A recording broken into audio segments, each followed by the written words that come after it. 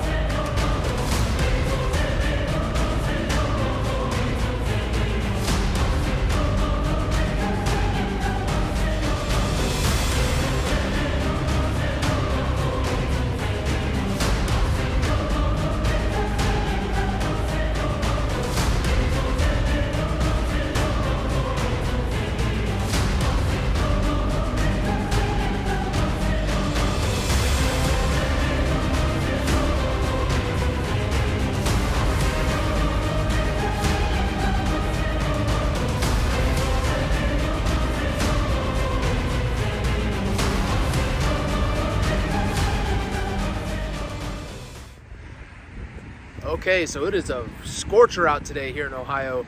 97 degrees with about maybe 3 to 5 miles an hour wind that's actually going to be pushing towards my right.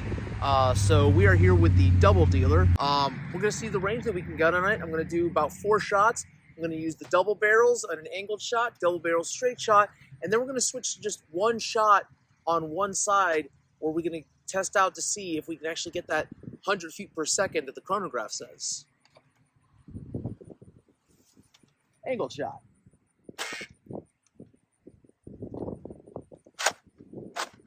That's pretty decent. Straight shot. That's also pretty decent. Gonna go to one side now. Angled shot.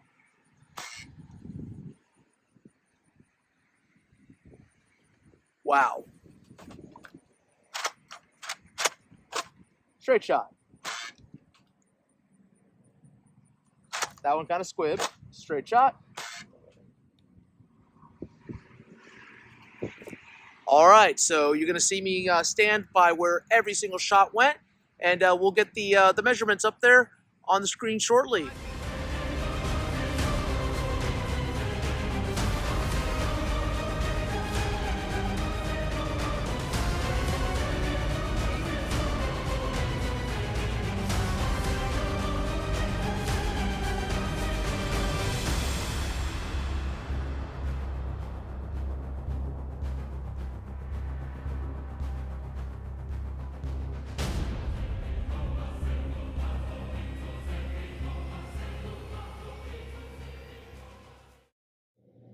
All right, so here are my thoughts regarding the semi-pro double dealer. That priming, now that we actually have that upgraded spring in there, you know, I will tell you that you're not going to be able to necessarily do slam fire with this. When you do slam fire, it does jam those darts. However, it is pretty easy to prime. You just apply a little bit more force than you normally would. It goes nice and smooth, and you are ready to fire. That being said, regarding the performance upgrade, I am impressed with it. You know, we were hitting the 80 ranges. We were hitting, at one point in time, the 120s when we did a single shot. So that is well above elite performance. And like I said, into the pro level blasters. I mean, I have seen a Nexus Pro that goes into the 120s. So, you know, you even have the Dart Zone Max series that goes into the 120s easily. This one is going into it repeatedly.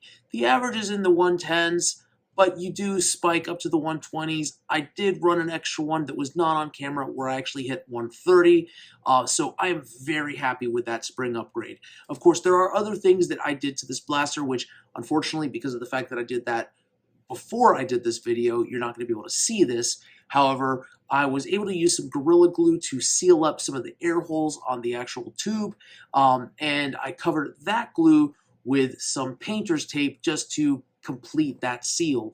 So you're not getting as much air escaping out of there. I did not do an air restrictor removal. Sorry, I had a tongue twister there. Air restrictor removal. And I might actually do that next to see if that boosted performance even more. I was challenged to see if I could get it to do consistent 130s, which I'm going to say challenge accepted. Let me see what I can do. I will tell you, though, that from experience, from speaking with other nerfers, do not try to brass breach this thing. It is an exercise in futility, only because of the fact that you will end up removing it. The passive least resistance will cause just one dart to launch, and the other one will just stay there. Several people have tried. Every single one of them has failed that I've seen. So don't try to be creative with the brass breaches. Yeah, it might look cool, but you're going to end up breaking your blaster at that point in time. Go ahead and do the AR removal. Obviously, you can do the spring upgrade. You can try to fix the plunger tube. Definitely go ahead and actually do the modification to prevent jamming if you want to go ahead and do slam fire. I'm not a slam fire person. However, if you are, do that. That way you can actually do that without jamming your darts, because when you try to slam fire this bad boy, it loves to chew up all of your darts. One of the things that I might actually do later on, I am going to do a paint job on this, and I might try to actually cut this and add end strike attach point to add a longer stock because this just does not feel comfortable necessarily. So regarding the actual blaster itself, is it worth it? When it came out, when it was stock, I would have told you that this would have ended up in the dustbin. It would have ended up in a closet somewhere or hanging up on someone's wall as a decoration of sorts. It definitely is an aesthetically pleasing looking blaster. It really does fit the theming of something that is from a wasteland. I actually might do this in a LARP, but was it worth the money that it was brand new? No, it really wasn't. This was just a really not good blaster. However, now that I have modded this, I would have paid the $25 that I paid for this 10 times over. Only because of the fact that it is a really fun blaster now, and that range, you saw it, we hit 130 feet with a single dart. It's not very common that you get something like that is shooting standard elite darts. So yeah, it's worth it. And it only cost me basically buying a K25 spring for my X-Shot and taking the spring out of it and putting it in here. So double win for me. I have an X-Shot that goes over 200 feet per second, and I have this one that tops out at 130. So I'm happy. Until next time, thank you for watching Secondhand Blasters. Keep on blasting.